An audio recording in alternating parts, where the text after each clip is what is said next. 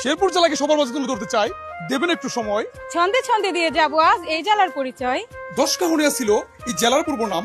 জ্ঞানের জন্য জিকি স্কুল এবং ভিক্টোরিয়ার আছে অনেক সুনাম। শের আলী গাজীর নামে এই জেলা হলো নামকরণ। গড়জরিপারে 12 দুয়ারি মসজিদের কথা জানে সর্বজন। গজনি ও মধুটিলা আইকু পার্কের কথা কি বলিব ভাই আর। নালিতাবাড়ি রাবার ড্যামের সৌন্দর্যের কথা জানা আছে সবার। জিনাইগা দিয়ে গারো পাহাড়ে নিচে করে ঝুম চাষ। এই জেলাতে রয়েছে ভাই অনেক উপজাতির বসবাস। নবীনগরে আছে ভাই সাওয়াল পীরের দরগা, আছে 200 বছরের ঐতিহ্য বাডারাঘাট ঈদগাহ। ভাষা সৈনিক রবি নিয়োগী এই জেলারই ছেলে। 30 প্রকার চা পাবেন শনি মন্দির ভুজনি দোকানে গেলে। যাদের খেলা দেখার জন্য টিভির দিক থাকিছে, নারী ক্রিকেট টিমের অধিনায়ক নিগার সুলতানা জ্যোতি এই জেলারই মেয়ে। তুলসী মালার সুগন্ধে সারা শেরপুর ভাসে। মাই সাহেবা মসজিদ দেখলে চোখ জুড়িয়ে আসে।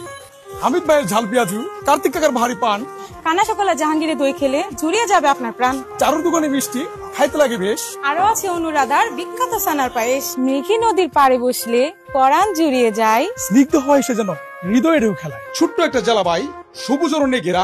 আপ্যায়নে এই জেলাটা সব জেলা থেকে সেরা। সময় পেলে ঘুরে যাবেন 63 জেলাকে দিলাম নিমন্ত্রণ। আকাশ সমান ভালোবাসা দিয়ে ভরিয়ে দিব আপনাদের মন। রূপে গুণে অরণ্যে ভরপুর আমার জেলা শেরপুর। সন্ধ্যে সন্ধ্যে কথা বলে শেষ করা যাবে না এই জেলার গুণগান। শেরপুর শুধু একটা জেলা নয় রে ভাই, শেরপুর আমাদের প্রাণ।